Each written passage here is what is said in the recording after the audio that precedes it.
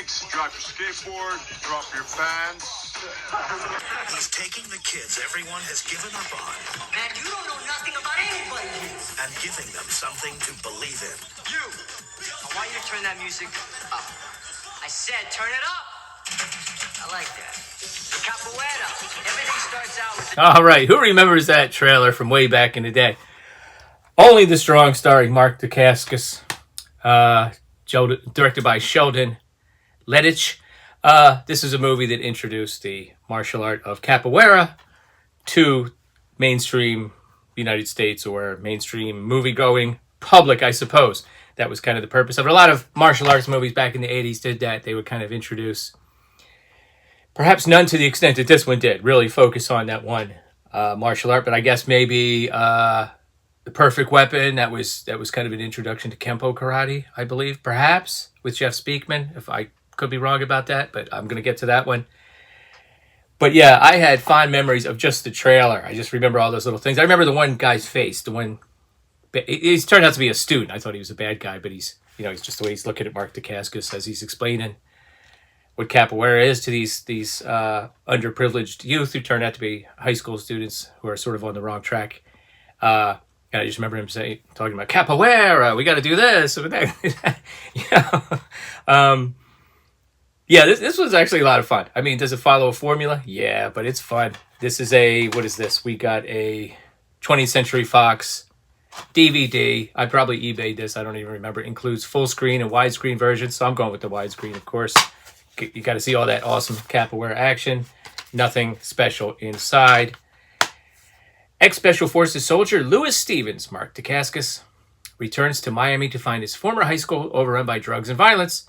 A master of the Brazilian martial art of capoeira, Steven pledges to straighten out a dozen of the school's worst students by teaching them this demanding and highly disciplined fighting style. Slowly, the program begins to work, giving the students new hope and purpose.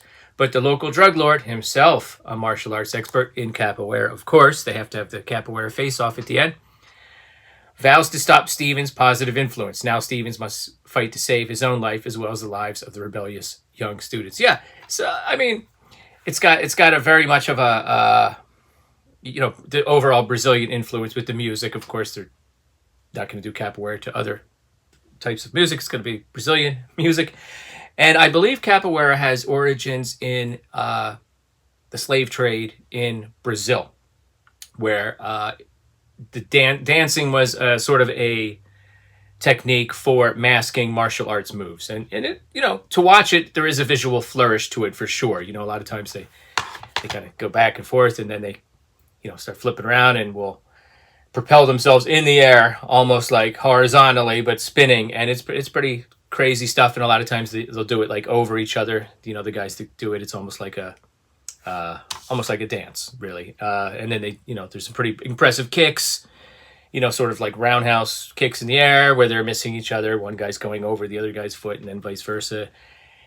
And jumping to the end, it mostly has a happy ending, but I'm not going to really get into too much plot details. But I thought it was actually kind of cool. They have some other capoeira masters at the end of the film giving the whole school a demonstration in the assembly, with Mark Dacascos. So you get to see a little more of it. I mean, if you're making a movie about capoeira, you might as well do a little bit extra, just to really show it off. So essentially, yeah, the plot is pretty straightforward. He comes back, sees this high school is a mess, has sort of a few words with a rowdy student, and then goes back to see his old teacher. Now, in films like this that are a little bit on the lower budget side, maybe you're introducing a new, potentially, someone who you might hope will be a martial arts star. You remember this is the 80s. So we're talking, there was Jeff Speakman and Billy Blanks and the guy who used to, remember my old poster back there? There was just tons of them. And, the hope was Thomas Ian Griffith is who I was thinking of, and there was some hope invested in each one of them that they would become sort of the next Van Damme or Steven Seagal or what have you. This is from 93. Okay, so this is 93. Okay, yeah, 80s and 90s. Okay, I guess, yeah, they're still going strong in the 90s, of course. So, this is one of those types of movies. A good breakout movie. Probably one of the better movies that introduced both a new sort of martial arts star or potential star and a new martial art. And Mark Dacascos is very good. I mean, he's been in one of the John Wick movies. I forget which one. He's in one of my all-time favorites, Brotherhood of the Wolf. Which reminds me, I've been organizing my shelves for Physical Media Friday. I have a binder of DVDs that I don't have any cases for, so that I got to incorporate that into Physical Media Friday. And in upcoming Physical Media Fridays, I have some new Sonny Chiba releases to show off and things like that. Some Shaw Brothers. So look for those more. I have been absent on Mondays, is what I'm saying, as far as Martial Arts Mondays go. You know, the last Shaw Scope was horror and fantasy, so kind of was a little bit of threw me for a loop there, you know. Anyway, so I went back and watched this to review today before I get to that other stuff. So anyway, yes, he goes back to school, and like I said, they often have an established actor, a familiar face, to sort of anchor the movie. And in this case, it's a guy whose face many people recognize. Many people have referred to him as Clint Eastwood's buddy, which could mean the one and only Jeffrey Lewis, the late, great Jeffrey Lewis, who was in so many films with Clint Eastwood, Any Which Way You Can, Every Which Way But Loose, so many, High Plains Drifter. He's very good. Now, Jeffrey Lewis will be the subject of a film, a made-for-TV movie. He was always very good. When he sort of came out of Clint Eastwood's shadow, he really always acquitted himself very well. Movies like The Stand and this film, and made-for-TV movie The Stand series, and another made-for-TV movie that I will be talking about next month with a few other YouTubers. So that's going to be a lot of fun. That's going to be a live stream on someone else's channel. Anyway, he establishes contact with his old teacher, and he's got all these rowdy students. They're bringing boom boxes into the class, very 90s-ish, you know, being very disrespectful. And he basically makes a deal with the administration that he's going to take these 10 kids, take them out of the school grounds into I think it's like an abandoned church, and start teaching them capoeira, you know. If, you know, one guy's like, hey, you know, that's when that scene comes in where he's like, hey, that music, turn it up, you know. And the guy's like, huh? And, you know, they kind of laugh at him at first, and then they kind of start to get into it. He takes them on like a retreat, a camping retreat. They don't know how to make tents or set up tents or anything. So they have to learn some teamwork, and they wake up the next day and they see him on the beach doing the, you know, his forms and everything. Meanwhile, one of the kids, or a couple of the kids, are linked to gang leaders in the city. They're relatives of gang leaders, you know, Brazilian, Jamaican, you know, just different gangs.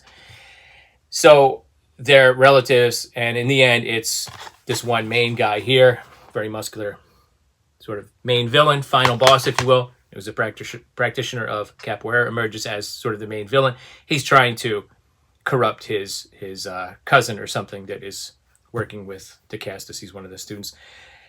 So the villains counterattack. Something horrible happens. They invade the school at one point. You know, there's a little bit of tragedy, and wouldn't you know it, there's a final fight, and a lot of the kids come around, and there's a lot of redemption at the end, and then you get that capoeira display at the end. That's pretty much the plot. I'm not going to go blow by blow here, but, you know, it is kind of funny to see two guys like square up with each other, and then they both start doing the sideways shuffle, and the foot goes back, and they're, you know, I don't know if there's ever been a street fight where both guys have agreed to do capoeira, but, you know, street fights usually end up a little different. But it is, you know, it's a movie, and it's very entertaining overall. It's pretty solid. You know, if not, you know, I'll probably watch this like within a year or so. I did enjoy it that much. You know, he's got a young lady in his corner rooting for him, of course.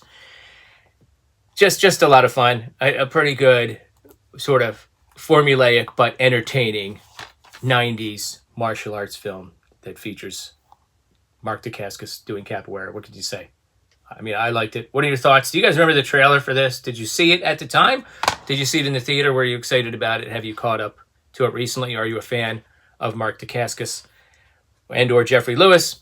Let me know in the comments below, and come back again next time for some more Martial Arts Monday reviews. And I just want to mention, this is the first video I am filming on my new iPad that my wife plopped into my lap the other day, and I really appreciate it because it is a awesome looking iPad. It is just an awesome iPad. Got to get a case for it. Barely fits in my little frame there. But hopefully the quality of the videos will go up, and I'll be working in some new editing techniques, and my banana bread is ready. But come back again next time for some more martial arts money reviews. Thanks. Later.